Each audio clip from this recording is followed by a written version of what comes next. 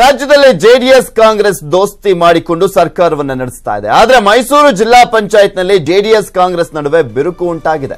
ಮೈಸೂರಿನಲ್ಲಿ ನಾಳೆ ಜಿಲ್ಲಾ ಪಂಚಾಯತ್ ಅಧ್ಯಕ್ಷ ಉಪಾಧ್ಯಕ್ಷ ಚುನಾವಣೆ ನಡೆಯಲಿದೆ. ಈ ಚುನಾವಣೆಯಲ್ಲಿ ಕಾಂಗ್ರೆಸ್ ಜೊತೆ ಮೈತ್ರಿಗೆ ಯತ್ನಿಸಿದ್ರೂ ಕೂಡ ಸಫಲ ಆಗಿಲ್ಲ. ಹಾಗಾಗಿ ಜೆಡಿಎಸ್ ಪಕ್ಷ ಬಿಜೆಪಿ ಜೊತೆ ಮೈತ್ರಿಗೆ ಮುಂದಾಗಿದೆ.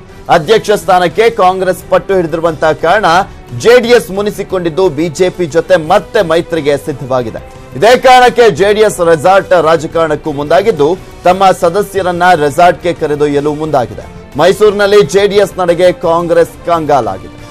ಸಚಿವ ಡಿಕೆ ಶಿವಕುಮಾರ್ ಮನೆ ಮೇಲೆ ಐಟಿ ದಾಳಿ ಪ್ರಕರಣಕ್ಕೆ ಸಂಬಂಧಪಟ್ಟಂತೆ ಇಂದು ಹೈಕೋರ್ಟ್ನಲ್ಲಿ ಮಹತ್ವದ ವಿಚಾರಣೆ ನಡೆಯಲಿದೆ. ಇಡಿ ಸಮನ್ಸ್ ರದ್ದು ಹಾಗೂ ಮೂಲ ಪ್ರಕರಣ ರದ್ದು ಕೋರಿ ಸಚಿವ ಡಿಕೆ ಶಿವಕುಮಾರ್ ಸಲ್ಲಿಸಿದ್ದಂತ ರಿಟ್ ಅರ್ಜಿ ಇಂದು ವಿಚಾರಣೆಗೆ ಬರಲಿದೆ. ಡಿಕೆಶಿ ಪರ ವಕೀಲ ಕಪಿಲ್ ಸಿಬಾಲ್ ವಾದವನ್ನು ಮಂಡಿಸುವಂತಹ ಸಾಧ್ಯತೆ ಇದೆ. ಇನ್ನು ಜನವರಿ 17ರಂದೇ ಜಾರಿ ನಿರ್ದೇಶನಾಲಯ ಡಿಕೆಶಿಗೆ ಸಮನ್ಸ್ ಅನ್ನು ನೀಡಿತ್ತು. ಆದರೆ ಫೆಬ್ರವರಿ 8ರಂದು ಬಜೆಟ್ ಅಧಿವೇಶನ ಇದ್ದ ಹಿನ್ನೆಲೆಯಲ್ಲಿ ಡಿಕೆಶಿ ಹೈಕೋರ್ಟ್ ಮೊರೆ ಹೋಗಿದ್ರು. ಹೈಕೋರ್ಟ್ ಸಹ ಡಿಕೆಶಿಗೆ ಕಾಲಾವಕಾಶವನ್ನ ನೀಡಿ ವಿಚಾರಣೆ ಇಂದಿಗೆ ಮುಂದೂಡಿತ್ತು.